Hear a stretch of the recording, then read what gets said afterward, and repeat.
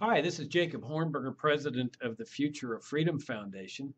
Those of you who have been with us a long time know that for the past 25 years, we have presented an uncompromising moral, philosophical, and economic case for the libertarian philosophy.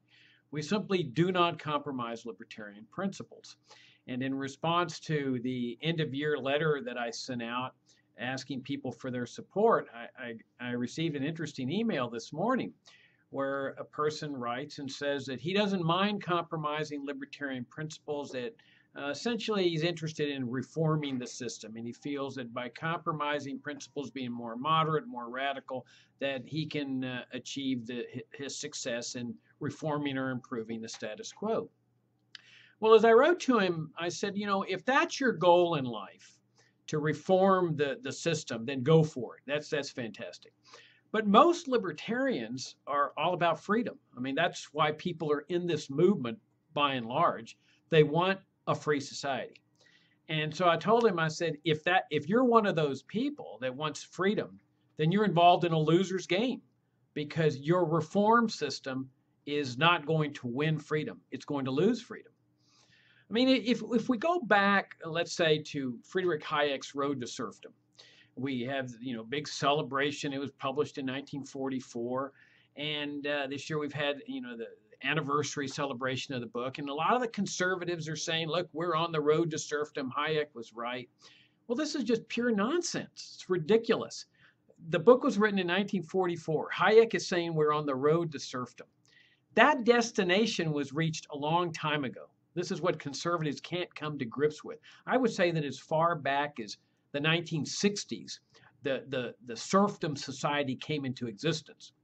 Massive national security establishment, the Vietnam War, no declaration of war, ignoring the Constitution, the giant welfare state, Medicare, Medicaid, Social Security, and so forth. I mean, that was the essence of the serfdom society. You see it reflected today with the way the cops treat people.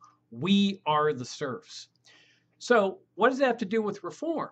Well, those people that are committed to reforming this system are talking about keeping that system intact. That's what reform is. It's reforming the apparatus that currently exists, an apparatus that keeps this serfdom society in existence.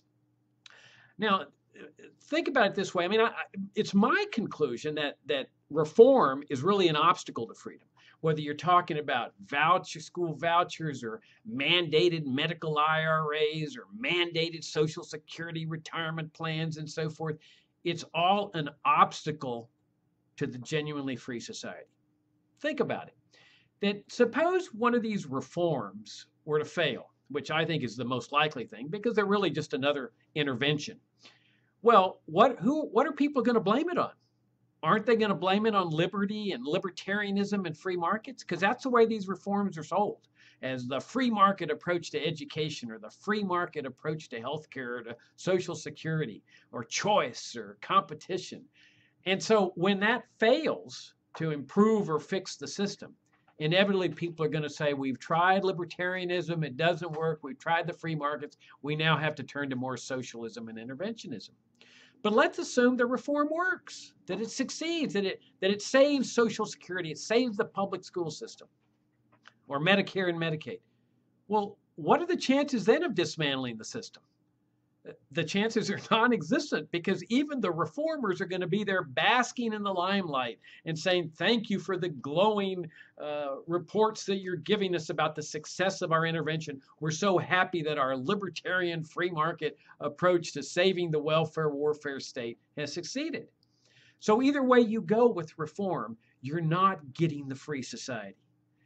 There's only one way to get the free society, and that's why I called it the key to achieving freedom, not a key. There's only one key to achieving freedom, and that is this uncompromising philosophical, moral, and economic case to liberty by hewing to principle. Now, the man that had the biggest effect on me in this area was Leonard E. Read, the founder of the Foundation for Economic Education. And when I read this essay that he wrote many years ago, I was in my late 20s. It was called On That Day Began Lies. And you can Google it. It's a fantastic essay. But Reed is saying that in this essay, all great movements in history have been led by an infinitesimally small minority of people. And so he's obviously not talking about the reformers, the people that compromised the foundations of liberty. He's talking about the small minority of purists. And we are a small number, there's no question about it.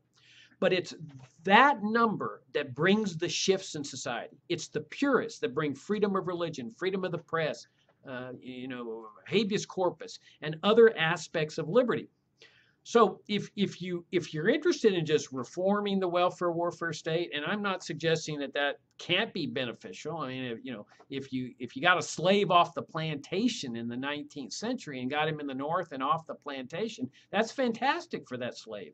If you lower income taxes by 10%, fantastic. That's not freedom. If you want a free society, there's only one way to go. And that's with the purists. And we're a small number, there's no question about it. But it's that small number that has the potential to shift society. How does that happen? The purists reach a critical mass. And I don't know what that critical mass is, but it's been estimated that these kind of paradigm shifts take about 10% of the population. And that when that critical mass of the purists reach 10%, we're going to see a shift, a sudden shift to a free society. And my hunch is that we're getting close to that point. And so that every addition to the purist movement is bringing us closer to freedom. Every addition to the reform movement simply refortifies the welfare warfare state and the serfdom under which we're living. And let me give you an exciting example of this.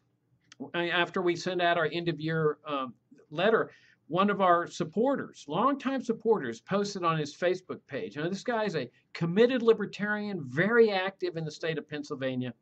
He says it was the Future of Freedom Foundation that was instrumental in my understanding of the coherent philosophy, with writers like Jacob Hornberger, Sheldon Richman, Jim Bovard, Lawrence Vance, Anthony Gregory, Wendy McElroy, Bart Fraser, and many other heavyweights. Readers are getting the real deal. It's not some pandering, compromise, or libertarian leaning. They never waver. They aren't ego-driven celebritarians. They just keep banging out great material decade after decade. So Jacob's message here rings completely true to me. Never underestimate the power of ideas, especially when they were presented as consistently and eloquently as by Jacob's crew. I know everyone is bombarded with fundraising appeals, but I have never had the slightest reservation about supporting FFF or sharing their materials. It's a solid value. This is what we're looking for. We're looking for the purists out there. We understand we're not for everybody. We're for those that want a free society and who recognize that the only way you're going to achieve that free society is not through reforms of the welfare warfare state. The only way you're going to achieve it is the way that we're presenting it to you, in a pure, no compromise fashion. The more people we get into this purist part of the libertarian movement, the closer we get to that free society. We need your help. We count on your help. We're looking for more people like this activist who has been a longtime supporter of ours and who obviously has been influenced and who is out influencing other people in this direction. I hope we can count on your support. Thank you so much.